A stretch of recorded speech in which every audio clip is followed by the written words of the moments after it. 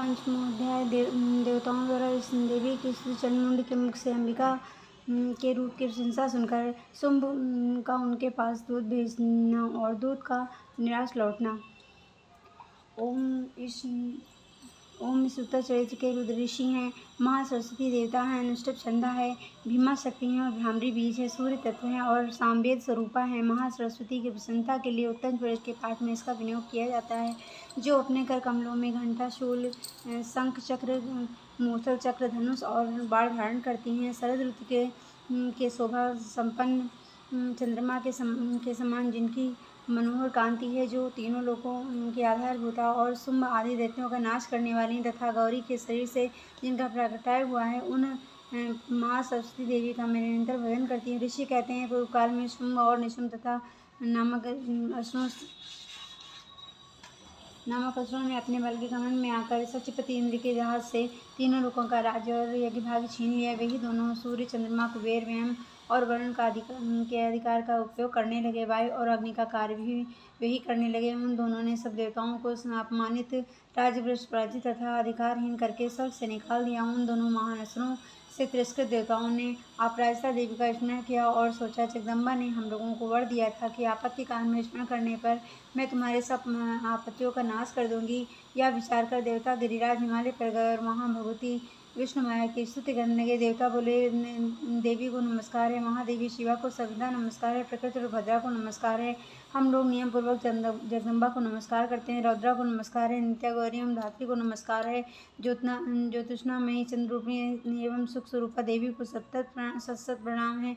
शरणागतों का कल्याण करने वाली वृद्धि और सिद्धि रूपा देवी को हम बारंबार नमस्कार करते हैं। नक्षत्र राक्षसों की लक्ष्मी, राजाओं की लक्ष्मी तथा सर्वाणी शिव पत्नी स्वरूपा आप जगदम्बा को बार बार नमस्कार करते हैं। दुर्गा, दुर्गपारा, दुर्गम संकट से पार करने वाली, सारा सबकी सारभूता, सर्वकारणी, ख्याति कृष्णा और दुर्गा देवी को हम सर्वदा नमस्कार करते हैं। अत्यंत सौम्या, अत्यंत रौद्र रूपा देवी को हम नमस्कार करते हैं, उन्हें हमारा बारंबार नमस्कार है। जगत की आधारभूता कृति देवी को नमस्कार है। जो देवी सब प्राणियों में विष्णु माया से उनके नाम से कही जाती हैं, उनको नमस्कार, उनको नमस्कार, उनको बारंबार नमस्कार है। जो देवी सब प्राणियों में चेतना कही जाती हैं, उनको नमस्कार, उनको नमस्कार, उनको बारंबार नमस्कार है। जो देवी सब प्राणियों में बुद्धि रूप से स्थित है, उनको नमस्कार, उनको नमस्कार, उनको बारंबार नमस्कार है। जो देवी सब प्राणियों में निद्रा रूप से स्थित है, उनको नमस्कार, उनको नमस्कार, उनको बारंबार नमस्कार है। जो देवी सब प्राणियों में शुद्रा रूप से स्थित है, उनको नमस्कार, उनको नमस्कार, उनको बारंबार नमस्कार है। जो देवी सब प्राणियों में छाया रूप से स्थित है, उनको नमस्कार, उनको नमस्कार, उनको बारंबार नमस्कार है। जो देवी सब प्राणियों में शक्ति रूप से स्थित है, उनको नमस्कार, उनको नमस्कार, उनको बारंबार नमस्कार है। जो देवी सब प्राणियों में तृष्णा रूप से स्थित है, उनको नमस्कार, उनको नमस्कार, उनको बारंबार नमस्कार है।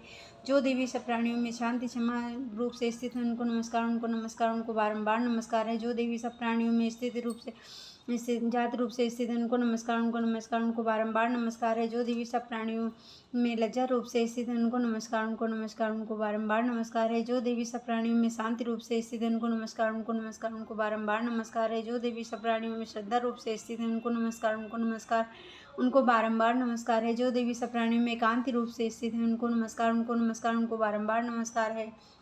जो देवी सब प्राणियों में लक्ष्मी रूप से स्थित है, उनको नमस्कार, उनको नमस्कार, उनको बारंबार नमस्कार है। जो देवी सब प्राणियों में वृत्ति रूप से स्थित है, उनको नमस्कार, उनको नमस्कार, उनको बारंबार नमस्कार है। जो देवी सब प्राणियों में स्मृति रूप से स्थित है, उनको नमस्कार, उनको नमस्कार, उनको बारंबार नमस्कार है। जो देवी सब प्राणियों में दया रूप से स्थित है, उनको नमस्कार, उनको नमस्कार, उनको बारंबार नमस्कार है। जो देवी सब प्राणियों में तुष्ट रूप से स्थित है, उनको नमस्कार, उनको नमस्कार, उनको बारंबार नमस्कार है। जो देवी सब प्राणियों में माता रूप से स्थित है, उनको नमस्कार, उनको नमस्कार, उनको बारंबार नमस्कार है। जो देवी सब प्राणियों में भ्रांति रूप से स्थित हैं, उनको नमस्कार, उनको नमस्कार, उनको बारंबार नमस्कार है। जो जीवों के इंद्रिय वर्ग के अष्टादशी देवी एवं सब प्राणियों में सदैव व्याप्त रहने वाली हैं, उन व्याप्त देवी को बारंबार नमस्कार है। जो देवी सब प्राणियों में चैतन्य रूप से स्थित हैं, चैतन्य रूप से इस संपूर्ण जगत को व्याप्त करके स्थित हैं, उनको नमस्कार, उनको बारंबार नमस्कार है। जो देवी सब प्राणियों में अवश्य की प्राप्ति होने से देवताओं की स्तुति की तथा देवता इंद्र ने बहुत दिनों तक जिनका सेवन किया, वह कल्याण की साधन भूता ईश्वरी हमारा कल्याण और मंगल करें तथा सारी आपत्तियों का नाश कर डालें। उद्दंड दैत्यों से सताए हुए हम सभी देवता जिन परमेश्वरी को इस समय नमस्कार करते हैं तथा जो भक्ति से बिना पुरुषों द्वारा स्मरण किए जाने पर तत्काल ही संपूर्ण विपत्तियों का नाश कर देती हैं, वे जगदम्बा हमारा संकट दूर करें। ऋषि कहते हैं, राजन इस प्रकार जब देवता स्तुति कर रहे थे, उस समय पार्वती जी पार्वती देवी गंगा जी के जल में स्नान करने के लिए वहाँ आईं। उन सुंदर भवों वाली भगवती ने देवताओं से पूछा, आप लोग यहाँ किसकी स्तुति कर रहे हैं? तब उन्हीं के शरीर से प्रकट हुई शिवा देवी बोली, तुम शुंभ दैत्य से तिरस्कृत और युद्ध में निशुंभ से पराजित हो यहाँ एकत्रित हुए सब देवता यह मेरी स्तुति कर रहे हैं। पार्वती जी के शरीर कोट से अंबिका का प्रादुर्भाव हुआ था, इसलिए वे समस्त लोगों में कौशिकी कही जाती हैं। कौशिकी के प्रकट होने के बाद पार्वती देवी का शरीर काले रंग का हो गया। वे हिमालय पर रहने वाली कालिका देवी के नाम से विख्यात हो गई। तदनंतर शुंभ निशुंभ के वृत्य चंडमुंड वहाँ आए और उन्होंने परम मनोहर रूप धारण करने वाली अंबिका देवी को देखा। फिर वे शुंभ के पास जाकर बोले, महाराज, एक अत्यंत मनोहर स्त्री है जो अपनी दिव्य कांति से हिमालय को प्रकाशित कर रही है। वैसा उत्तम रूप कहीं किसी ने नहीं देखा होगा। हे असुरेश्वर, जहाँ पता लगाइए और वह देवी कौन है और उसे ले लीजिए। स्त्रियों में तो वह रत्न है, उनका प्रत्येक अंग बहुत ही सुंदर है तथा वह अपने श्रेय अंगों की प्रभा से संपूर्ण दिशाओं को प्रकाशित कर रही हैं। दैत्यराज अभी वह हिमालय पर ही मौजूद हैं, अतः आप देख सकते हैं। प्रभु, तीनों लोकों में मणि, हाथी, घोड़े या जितने भी रत्न हैं वे सब आपके इस समय आपके घर में शोभा पाते हैं। हाथियों में रत्नभूत ऐरावत या पारिजात वृक्ष तथा उच्चेसरा घोड़ा यह सब आपने इंद्र से ले लिया है। हंसों से जुता हुआ विमान भी आपके आंगन में शोभा पाता है। यह रत्नभूत अद्भुत विमान जो ब्रह्मा जी के पास था वह भी आपने ले लिया है या आपके यहाँ लाया गया है। वह महापद नामक निधि आप कुबेर से छीन लाए हैं। समुद्र ने भी आपको किंजनिका नाम की माला भेंट की है जो केसरों से शोभित है और जिसके कमल कभी कुम्हलाते नहीं हैं। स्वर्ण की वर्षा करने वाला वरुण का छत्र भी आपके घर में शोभा पाता है तथा यह श्रेष्ठ रथ जो पहले प्रजापति के अधिकार में था वह आपके पास मौजूद है। हे देवेश्वर, मृत्यु की उत्क्रांतिता नाम की शक्ति भी आपने छीन ली है तथा वरुण का पास और समुद्र में होने वाले सब प्रकार के रत्न आपके भाई निशुंभ के अधिकार में है। अग्नि में भी शुद्ध किए हुए 2 वस्त्र आपकी सेवा में अर्पित किए हैं। दैत्यराज, इस प्रकार सभी रत्न आपके ने एकत्र कर लिए हैं। फिर यह जो स्त्रियों में रत्न स्वरूपा कल्याणमयी देवी हैं, इसको आप क्यों नहीं अपने अधिकार में कर लेते? ऋषि कहते हैं, चंडमुंड का यह वचन सुनकर शुंभ ने महादैत्य सुग्रीव को दूत बनाकर देवी के पास भेजा और कहा कि तुम मेरी आज्ञा से उसके सामने ये बातें कहना और ऐसा व्यवहार करना जिससे प्रसन्न होकर वह शीघ्र ही यहाँ आ जाए। वह दूत पर्वत के अत्यंत रमणीय प्रदेश में जहाँ देवी मौजूद थी वहाँ गया और मधुर वाणी से कोमल वचन बोला। दूत बोला, देवी, दैत्यराज शुंभ इस समय तीनों लोकों के परमेश्वर हैं। मैं उन्हीं का भेजा हुआ दूत हूँ और यहाँ तुम्हारे पास आया हूँ। उनकी आज्ञा सदा सब देवता एक ही स्वर में मानते हैं, कोई उसको उल्लंघन नहीं करता। वे संपूर्ण देवताओं को परास्त कर चुके हैं। उन्होंने तुम्हारे लिए जो संदेश भेजा है उसे सुनो। संपूर्ण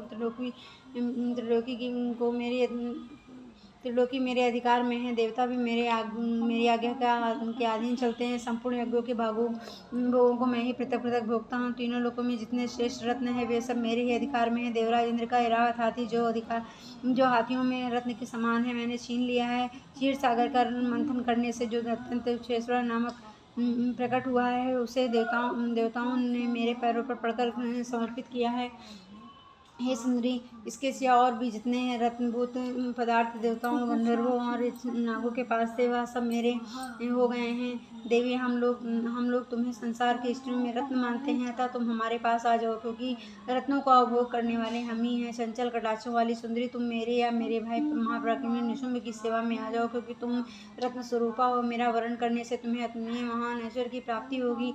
अपनी बुद्धि से यह विचार कर तुम मेरी पत्नी बन जाओ। ऋषि कहते हैं, दूतों के यूँ कहने पर कल्याण में भगवती दुर्गा देवी जो इस जगत को धारण करती हैं मन ही मन गंभीर भाव से मुस्कुराई और इस प्रकार बोली। देवी ने कहा, दूत, तुमने सत्य कहा है, इसमें तनिक भी मिथ्या नहीं है।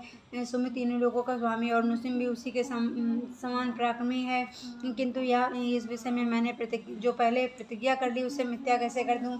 मैंने अपनी अल्पबुद्धि के कारण पहले से ही प्रतिज्ञा कर रखी है। उसे सुनो। जो मुझे संग्राम में जीत लेगा, जो मेरे अधिकार को चूर्ण कर देगा और संसार में जो मेरे समान बलवान होगा वही मेरा स्वामी होगा। इसलिए तुम शुंभ तथा महादैत्य निशुंभ स्वयं ही यहाँ आए पधारें और मुझे जीत कर शीघ्र ही मेरा पाणी ग्रहण करने, इसमें विलंब की क्या आवश्यकता है? दूत बोला, देवी, तुम घमंड में भरी हो, मेरे सामने ऐसी बातें ना करो। तीनों लोकों में कौन ऐसा पुरुष है जो शुंभ निशुंभ के सामने खड़ा हो सके? देवी, अन्य दैत्यों के सामने भी सारे देवता युद्ध में नहीं ठहर सकते, फिर तुम अकेली स्त्री होकर कैसे ठहर सकती हो?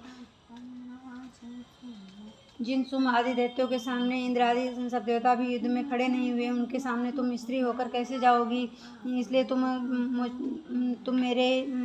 मेरे ही कहने से सुम निसुम के पास चली चलो। ऐसा करने से तुम्हारे गौरव की रक्षा होगी, अन्यथा जब वे केस पकड़ के घसीटेंगे तब तुम्हें अपनी प्रतिष्ठा खोकर जाना पड़ेगा। देवी ने कहा, तुम्हारा कहना ठीक है, किंतु सुम बलवान है और निसुम भी बड़े पराक्रमी है, किंतु क्या करूं, मैंने पहले बिना सोचे समझे प्रतिज्ञा कर ली है। था अब तुम जाओ, मैंने तुमसे जो भी कुछ कहा है वह सब दैत्यराज से आदरपूर्वक कहना, फिर वे जो उचित जान पड़े करें। इस प्रकार से मार्कंडेय पुराण स्वर्ण की कथा के अंतर्गत देवी महात्म्य में देवी दूत संवाद 5वां अध्याय। ओम तत्सत।